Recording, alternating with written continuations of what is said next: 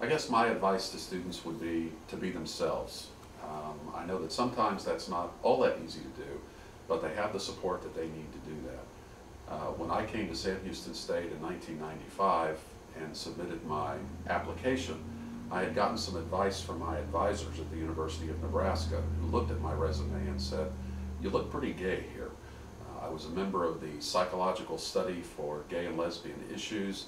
I was a member of a number of student organizations, and my advisor said it's going to be pretty obvious to the faculty down there that you're gay.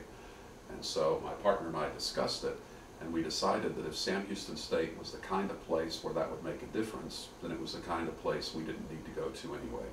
So we made the conscious decision to leave the resume as it was and apply and see what happened. It turned out it didn't make a difference. It was fine.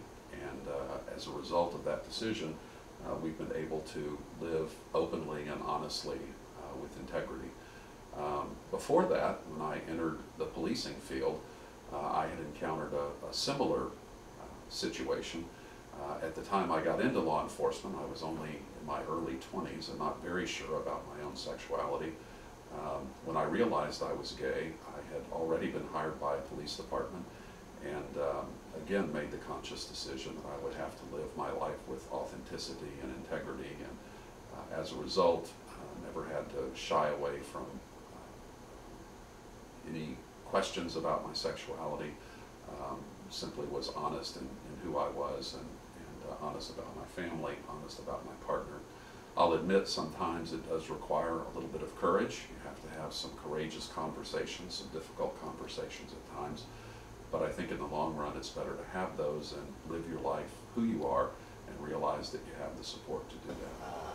We've been very fortunate. We've never had a lot of issues. The only one I can think of that was a pretty big one.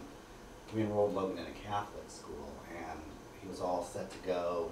You know, we went through the interviews, and a week before school started, the principal called us in and said that some of the parents had an issue with us going there, and they didn't want a gay family attending school. So in the long run, it worked out for the best. We enrolled him in a very open-minded school, and he's been happy, straight A's.